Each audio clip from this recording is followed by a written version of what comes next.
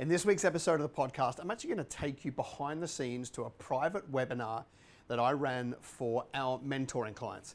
We help them all year with all the elements of business, but this particular webinar you're going to get value from because I basically outline 5 business models to scale a business, to get away from organic growth and start to chase quantum growth. All right, let's go behind the scenes of this webinar. I think you're going to love it. Number 1.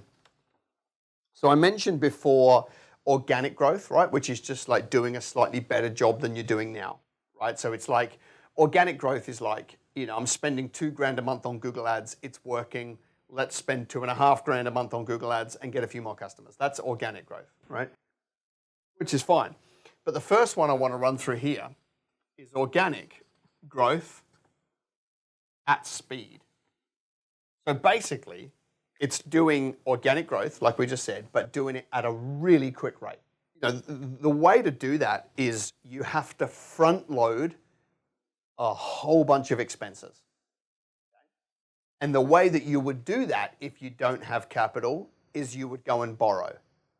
So whatever that looks like to you, whatever your risk profile is, whatever you're comfortable with, but you probably would have to go and borrow for that exercise, okay? Now that could be borrow from you personally, right? You've got savings, that you've got, or you've got a mortgage, or you've got a drawdown or an offset, whatever. So, or you literally take a presentation to the bank or whatever and go and borrow, whatever. However you want to borrow from yourself, borrow from your family, borrow from a bank, whatever. And you basically take that money and you fund really 2 things, and that's customer acquisition and then team to be able to handle it, right? But it probably starts with customer acquisition and then it becomes team. So you're basically front loading all of your expenses, taking your margins, taking your net profit down to 0, going below 0 because you're borrowing, right? And then of course, your hope in that strategy is that all of front loading the expenses means that you grow a whole bunch more customers and a whole bunch more team, which means you grow your revenue. And then at some point, your profit crosses over the repayments of the borrowing that you first took to grow it.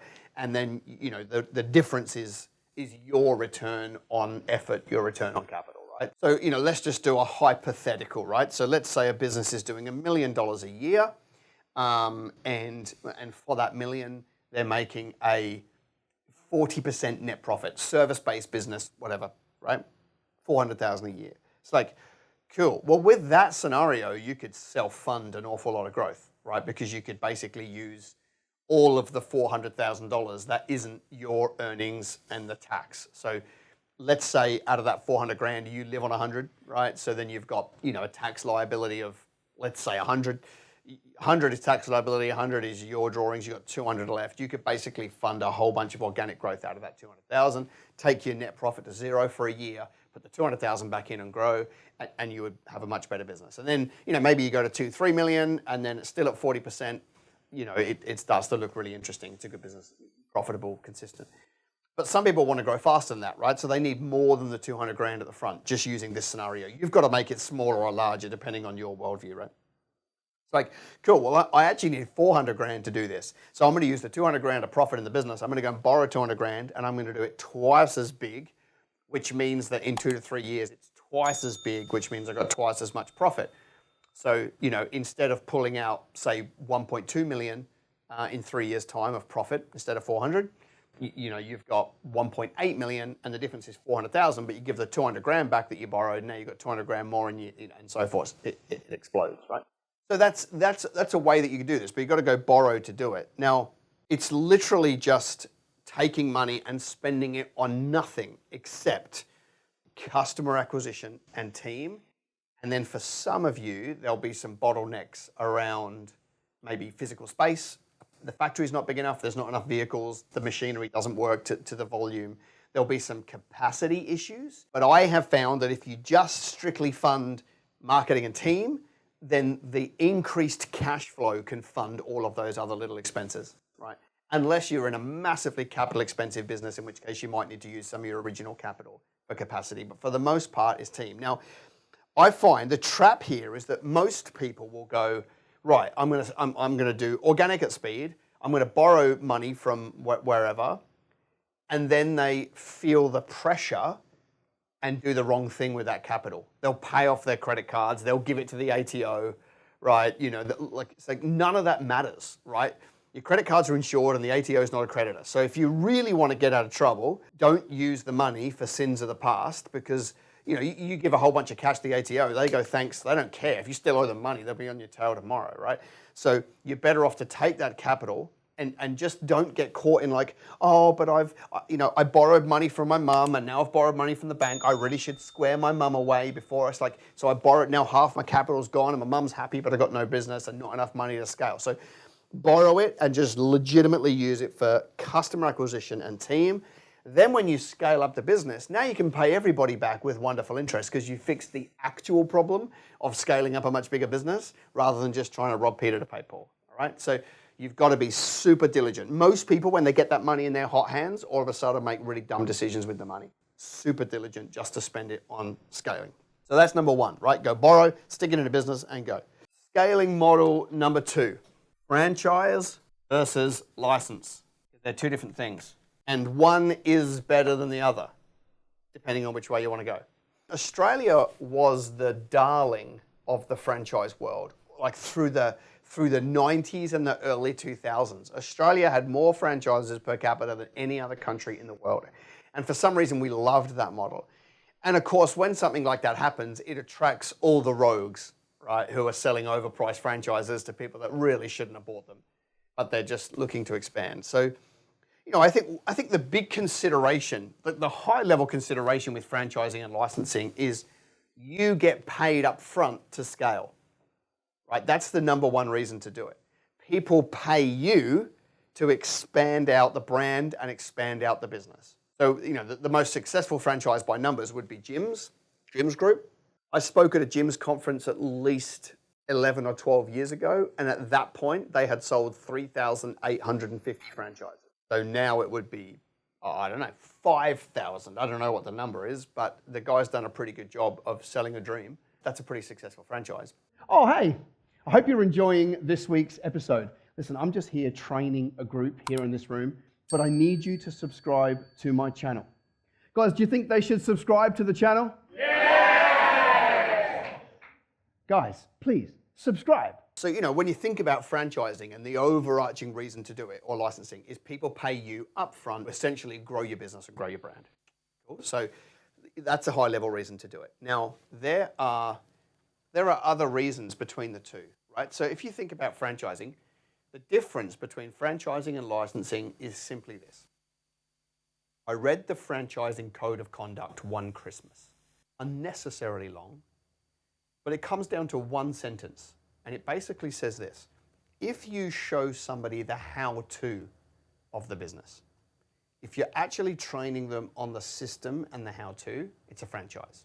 If you're not, then it can be a license. Licensing is essentially what you're doing is you're giving somebody rights to use your trademarks, your marks, and then the way you get paid with a license is typically like a royalty or buying power purchasing kind of revenue stream. Okay, so if we were to use a coffee shop, for example, right? Let's call it Wes's Coffee. And so if I was to sell franchises, somebody pays me 60 grand up front, it ends up costing them $500,000 to do that and fit out a shop and all that sort of stuff. And then I roll in with the coffee brand, you purchase through me, we come and do some training, you come away to conferences, typical franchise, right? And then I take, however you want to set it up, a fixed fee every month or a percentage of revenue, blah, blah, blah, blah, blah. That's a typical franchise. With a license, if I had a coffee brand, I would say, okay, Wes's Coffee is a recognized brand, so you can pay money to have Wes's Coffee if that's, if you see value in it. But then, when you buy your coffee, you can only use Wes's Coffee in your coffee shop. And so, you go to a website and you order 10 kilos of Wes's Coffee. You pay, I don't know what the numbers are. You pay $100 a kilo, but I can roast it for $50 a kilo. So I'm basically selling you coffee, and so I'm making a margin on the product that I sell you. So you've basically got two business relationships with me. One, you commit to buying from me and I make margin there, and two is you pay a fixed amount of money to use my logo and my marks. That's a license. But I don't teach you how to make coffee, none of the systems and processes of the how-to of the business. That's the distinction. Now, the penalties in Australia are massive if you operate as a license, because the compliance is a whole lot smaller, but you should have been a franchise. And I'll give you an example. There was a law firm in Australia who did this. They wanted to skirt the compliance rules of being a franchise. They wanted the easy rules of being a license, but they were a franchise and they got caught. They were a law firm and they got caught. And ASIC took them to task, and their punitive damages were a big fine. It's like, cool, that's easy paid for. And then they had to go back to every current franchisee and say, we've been caught out for doing the wrong thing, and you can leave the franchise without penalty. Right? So a whole bunch of disgruntled franchisees just bailed and they couldn't charge them with termination fees. Then they had to have a document that sat on the top of their due diligence documents forever that said, ASIC found us to be in breach of the franchising code of conduct and you should know that this was the damages. And basically talking anybody out of joining this franchise, they had to have that on the top of the due diligence document. So no one really wanted to join them. And so they were gone in 12 months as a group. They had to put it on their website that they were caught and stuff like that. So the damages in Australia from ASIC, if you try and do one and you should have been the other, will probably just bring you to your knees. So you do want to make sure you get it right.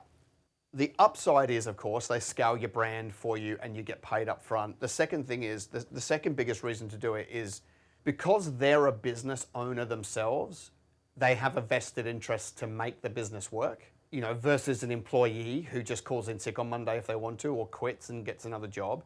These guys are more likely to stick around. The problem is, so that's the upside. The downside to franchising is you no longer are in the business of whatever the business is. And that's the bit that most people can't handle. They love the business they're in, so they go and franchise it without realizing that your business is no longer the products and service of the business. Your business is selling people a dream and litigating against them when they muck around. So franchising and licensing is only good for somebody who's prepared to be a bit of a bully and really trigger happy on litigation. Right? Now, a lot of people, they don't have that fortitude to, like, if you can't stand conflict, you should not do either of these, because this is a game of conflict. It really is.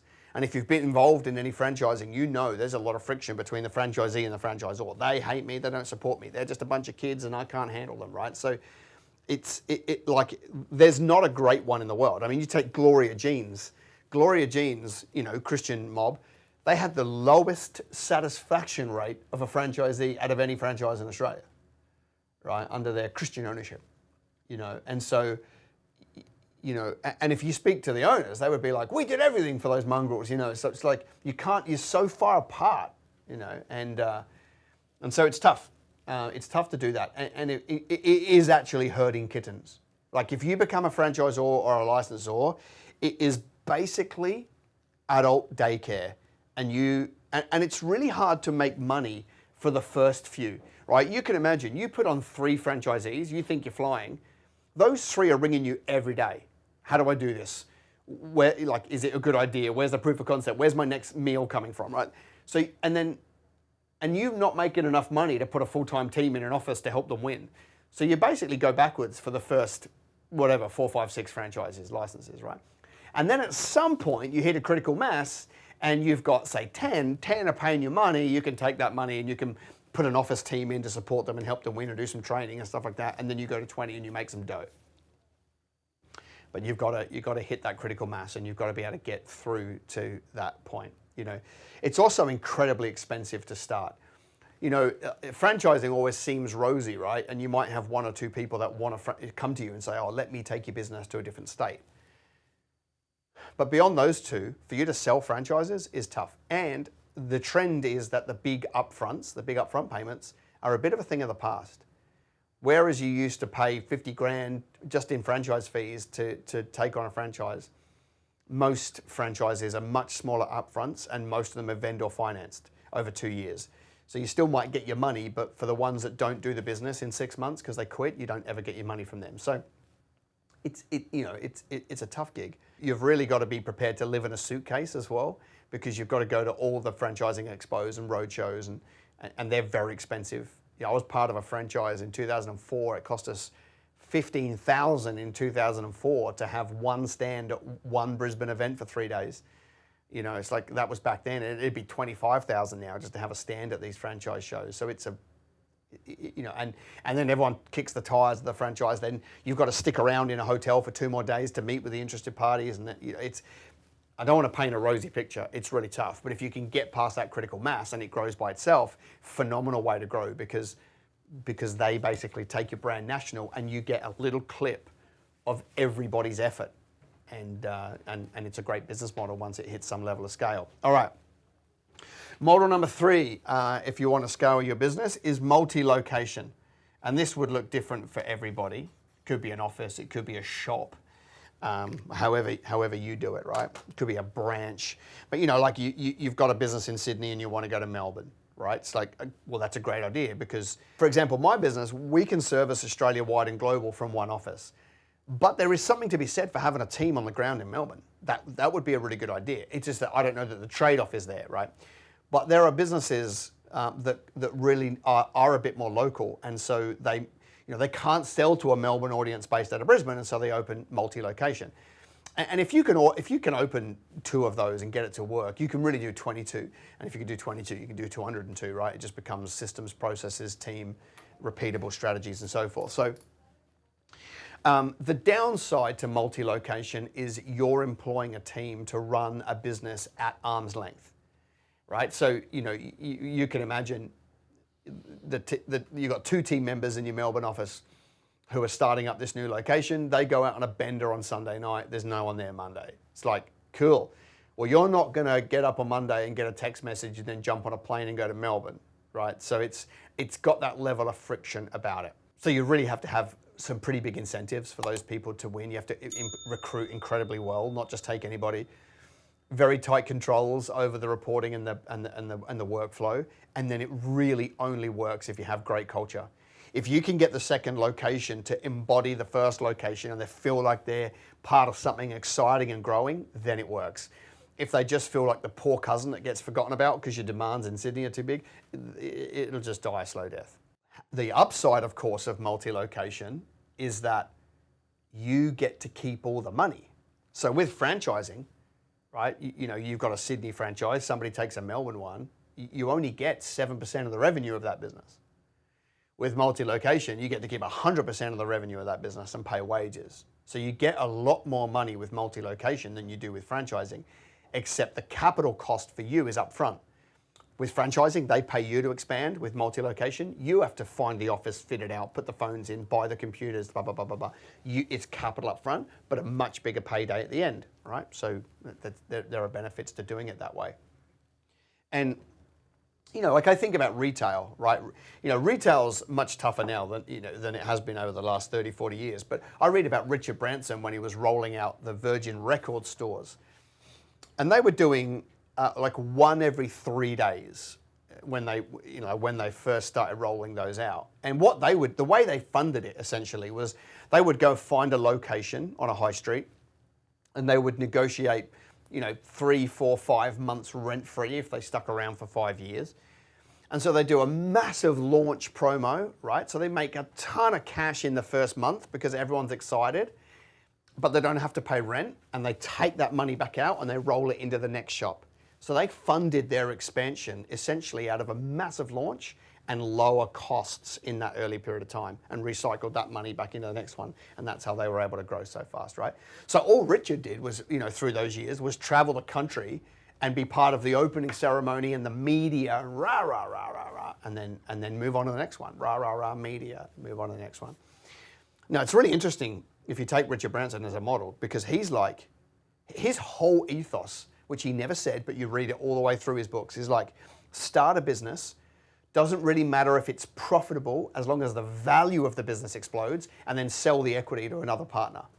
That's his business. So he just releases equity. So he gets the record shops to be worth, 10 million, goes and finds a partner to give him 2.5 million in the early years for 25%. Now he's got 2.5 million. It doesn't matter what happens to the business. And then as he grows it, he'll sell the next round of equity and the next round and then just retains a small bit at the end and rolls on. Right? He's done that with all the businesses. So that's basically how he funds his growth. Now, if you take that Richard Branson model as an extreme, he doesn't just use that model for multi-location. He uses it for multi-businesses. Grow Virgin Blue, sell nearly all of the equity, rip out $1 billion, roll it into the next business, and do the same thing again. Like, that'll fry your noodle, right? But the upside is a lot more money, a lot more profit, a lot more revenue, and the downside is a lot more controls. But if you've got a great culture, like you read about those early years of Richard and setting up those shops, the team were like running on adrenaline and coffee. It's like, open the next one, get up to Birmingham, part of this exciting movement, right? Launch that one, get down to Southampton, launch that one.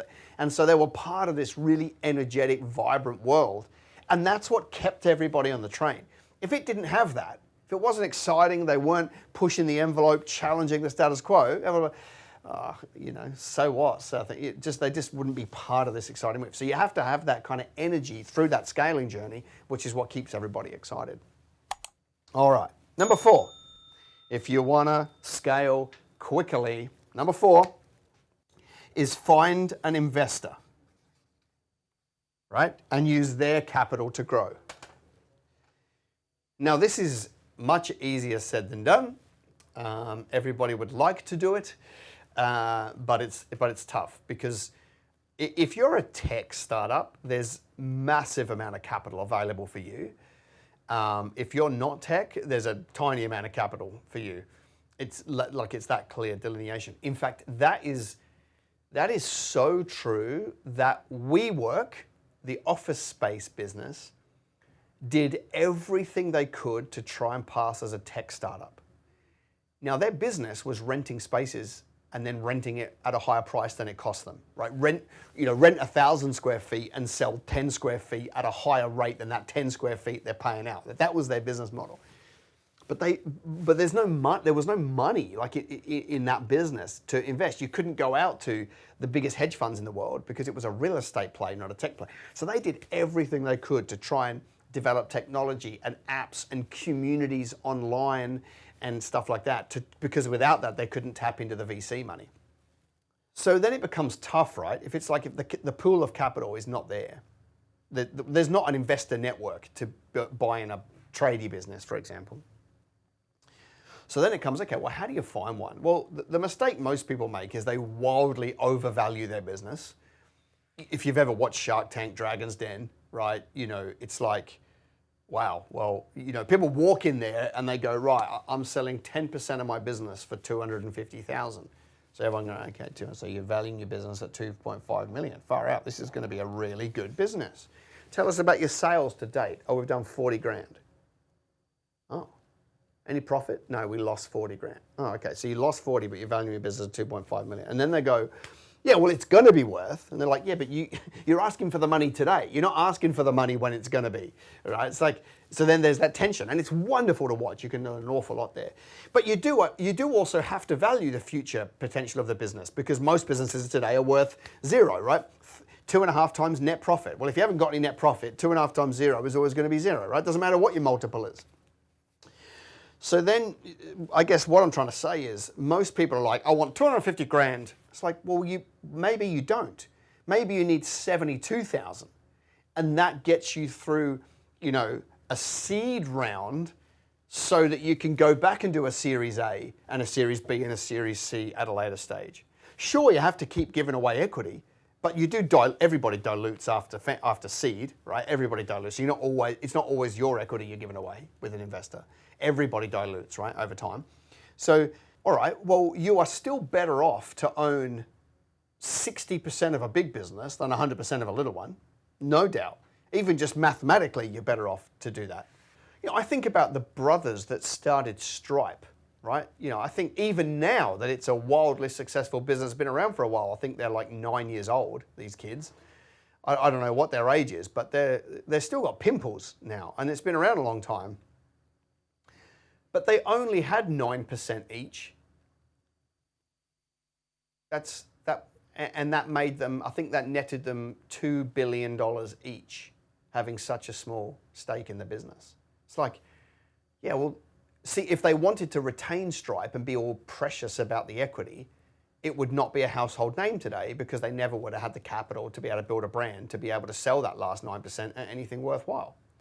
The best they could have hoped for if they didn't go down the avenue of having a minority stake and selling it for a massive premium, the best they could have hoped for was taking the tech stack that they had created and selling it to some private business who just wanted the IP, and they might have got 20 million each.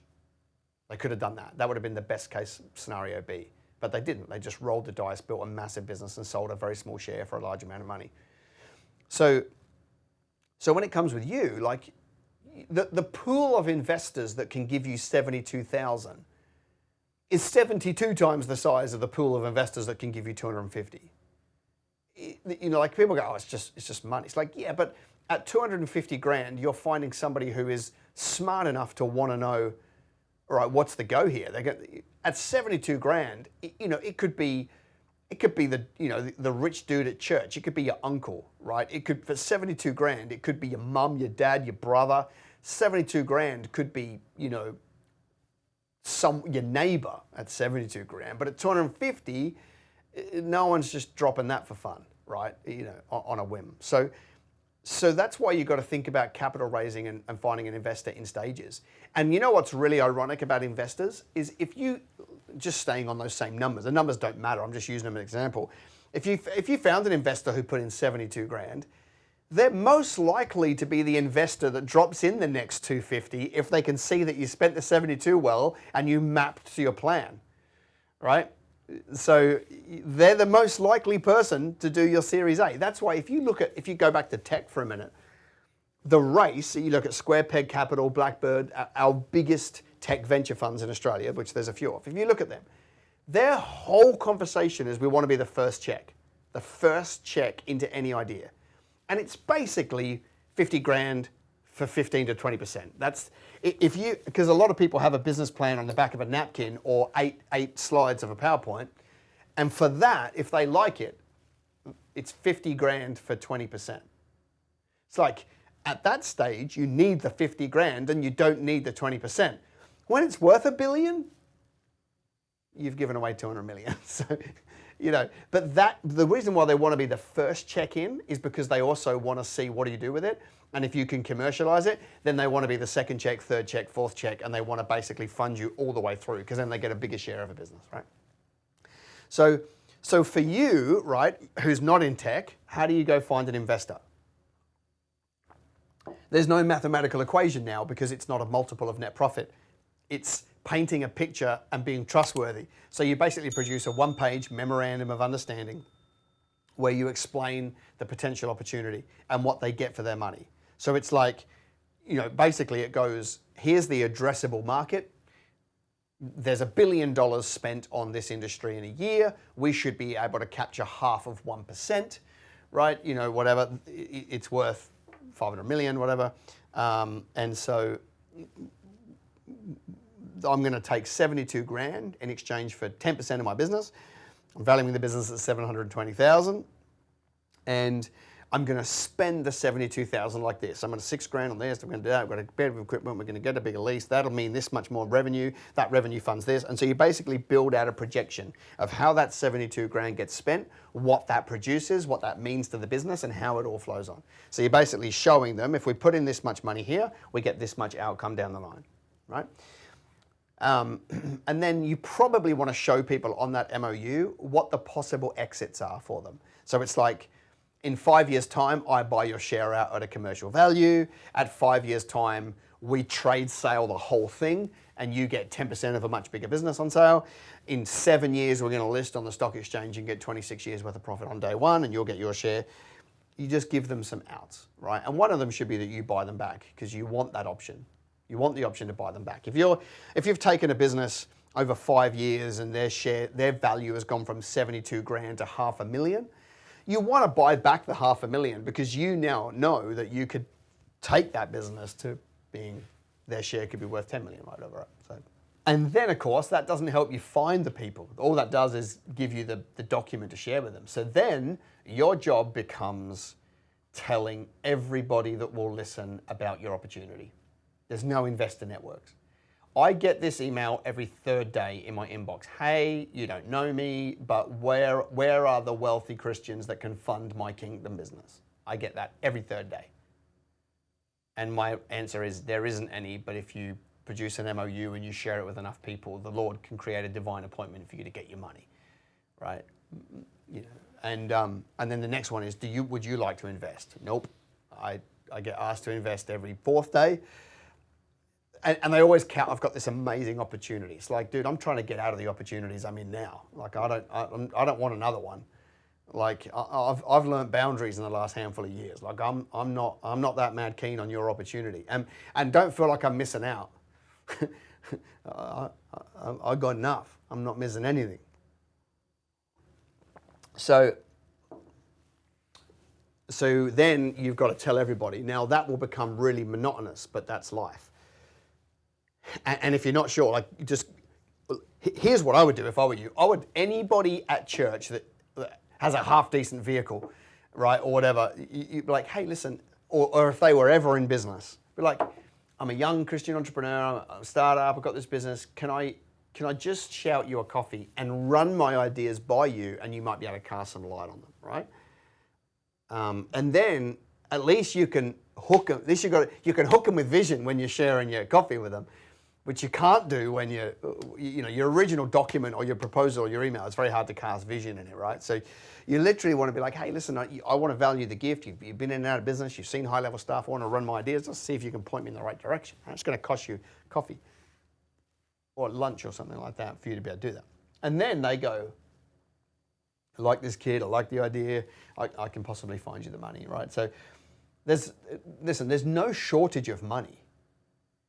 Like, there is so much money in this world, it is ridiculous. There is a shortage of tenacity, there's a shortage of vision casting, there's a shortage of having a good plan and being prepared, and there's a shortage of just pushing through and telling everybody, right? But if you're prepared to do those things, there's an unlimited amount of money, okay? And then now there's one more model, because we're going to get to 5. And this model, unfortunately, doesn't have a cool name. This one is called Wes's model, because it doesn't have a cool name. That's it. So what Wes's model is a bit of a hybrid of a few different things, and it's quite entrepreneurial, which is why I like it. So think about it's almost these two put together. Essentially, it goes like this, right? Let's just go back to the Sydney and Melbourne example. Stay on the same theory. I've got a business in Sydney. I want to open one in Melbourne. It's like, if I go franchising, yeah, sure, I get some money. I get a little clip of the ticket. If Melbourne goes incredibly well, I still get a little clip of the ticket, and that's frustrating. If I do multi-location, they quit. I've got to hire every 5 seconds. Blah blah blah. There's a lot of friction to that. It's like Wes's model is essentially this, right? Let's say I owned XYZ Proprietary Limited in Sydney and it's going incredibly well. And then one of my team comes to me and says, I love working here. It's a great business. I'm really good at my job, but I'm moving to Melbourne. It's like, cool. Well, see ya, right? All the fun, all the best in Melbourne. Well, or I could actually go, you are a potential to be your own business owner. And that's just one scenario. They might come and say, I'm going into business against you, right? That happens. Whatever, I'm starting a completely different business in Melbourne, whatever. So it's like you find somebody that will be a great jockey that's got entrepreneurship on their life and can think smart and has them get up and go. And you're like, well, rather than just let you leave, let's go into business together. So I've got XYZ Proprietary Limited. All right, let's draw it out, right? We call that the mothership. So we have XYZ Proprietary Limited, and that's the business I run in Sydney right now. And it's going well, and I'm happy, and everyone's making money. But then I find William, and William is prepared to go to Melbourne. Well, of course, I could just open a Melbourne branch and put it under XYZ and just scoop all the money into that. That's the multi-location. Actually, I'm a big fan of starting another company, right? So we call it ABC Proprietary Limited. And so this one, I own 100% of the shares. On this one, I do a share split.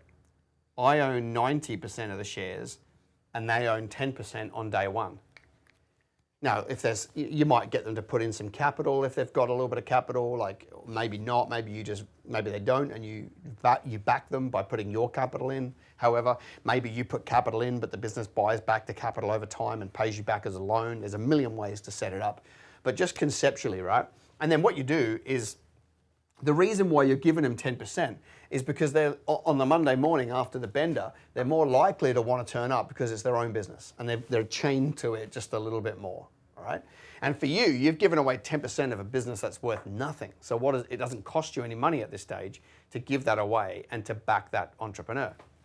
And then what happens is you set a whole bunch of predetermined KPIs. Right? When revenue gets here and profit gets here, you'll go to 15% and I'll go to 85.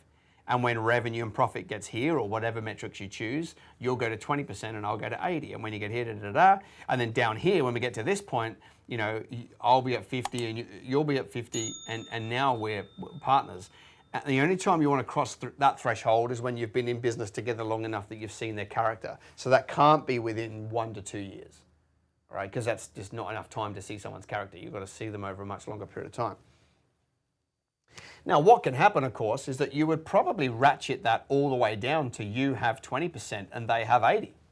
Why would you be precious about needing to keep a lot of it?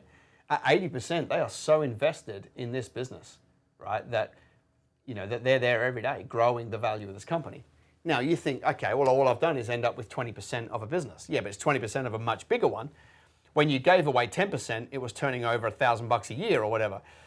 By this stage here, it could be turning over $5 million with a $1 million profit. Well, now you got 20% of that. Happy days. And then, of course, you go, well, that worked. This next person wants to go to Perth. So it's DEF Proprietary Limited. Do the same thing. Da-da-da-da-da. Do the same thing. Da-da-da-da-da. Do the same thing. Da-da-da-da-da. So I really like the model. And I tell you who does a pretty good job of this is, for some reason, the recruitment industry. So, recruitment, in Australia, it's not much of a big deal. But if you go to like London, where recruitment was kind of birthed as an industry, or England, and then the US, it's pretty big. This is what they did. This is why there are some businesses in recruitment that are worth, tens of billions of dollars, right? Just ultimately because they found people that would come through, and then those people go, I'm starting on my own, and they're like, are you up for a partnership? Yep, spool them out, go under the same branding, and value the group. And so, you could do a scaled up version where there's 100 of them, you could do a scaled down version where there's 2 of them, but it really comes down to the jockey and you deciding to back the entrepreneur.